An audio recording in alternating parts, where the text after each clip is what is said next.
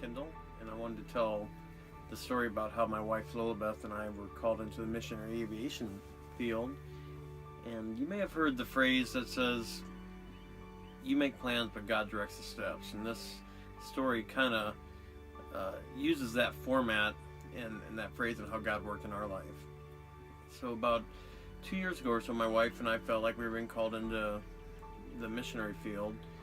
We had done a few things to prepare for that. We had met with some pastors in the Philippines, and we thought we were going to end up in the Philippines doing missionary work. But then when we started to lift our anchors in Albuquerque to start preparing for that, I had traded in my truck for a car to start doing some Uber driving as the house was put up for sale. And one day after church last fall, my wife and I are sitting talking, and I mentioned to her, I said, "I've always wanted to get my pilot's license. How would you feel if I went ahead and I got my pilot's license before we went into the missionary field?" And she said she was completely for that, but she said, "Well, why don't we pray about it first?" So we did, and we prayed about it, and this was on a Sunday. Well, right away, the next day on Monday morning, I'm giving a gentleman a ride to the airport in my Uber, and I mentioned him about the missionary work, and I find out he's got his pilot's license. And I said, "Well, I want to do that too before we go to the missionary work." And he looks at me and he says, "Well, why don't you be a missionary pilot?" I'm like, "Do those exist?" I really had no idea that they existed. And he goes, "Yes." He said, "A friend of mine's done it." He said he flies his airplane into air shows all the time, and there's always these different organizations recruiting for missionary pilots at these air shows. And he thought it was a good way for me to do a combination of both flying and missionary work. So it kind of planted a seed in my mind that day. I liked the thought of it. But then right away the next day, I was giving another girl a ride. She was a UNM student. I was giving her a ride on the campus at University of New Mexico. And this comes up in conversation again, and she starts to tell me that, well, both my parents are missionary pilots. I'm like, "You're kidding me."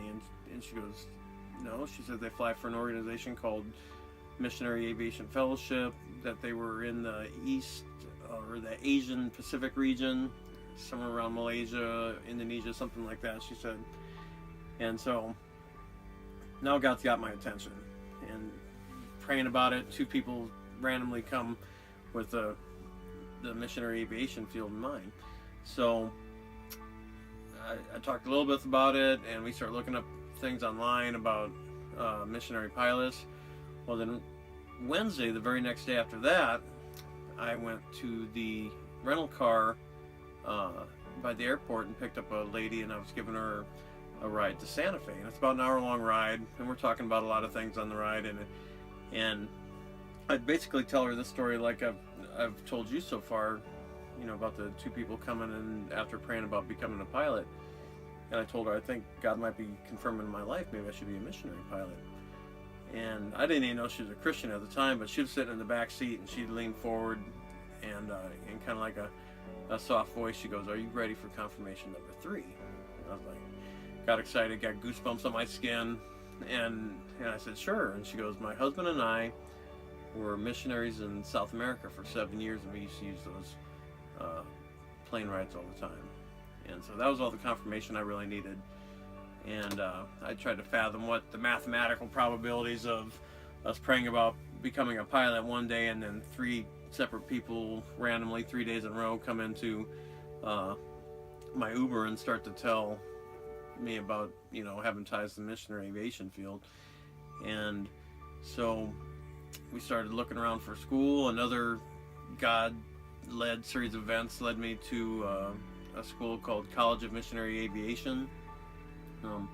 I contacted the president, Tim Huggins, of that school, and talked to him about what I believed our calling was. And he vetted me really hard about my faith, and he just told me to step out in faith, put in my application, and see what God does.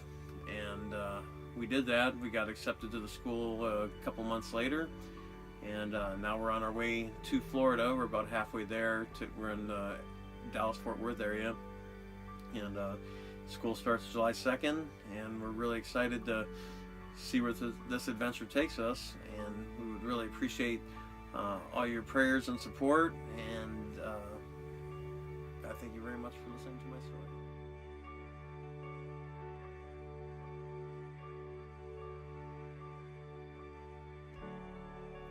I believe the reason that God called Lilbeth and I into the ministry of missionary work is twofold. First is to help spread the gospel or the good news of Jesus Christ worldwide. And the second reason is to what we refer to as ministering to the harvest in the area of inner healing and deliverance. And that would be ministering to people that have already been saved but are struggling in certain areas in their life.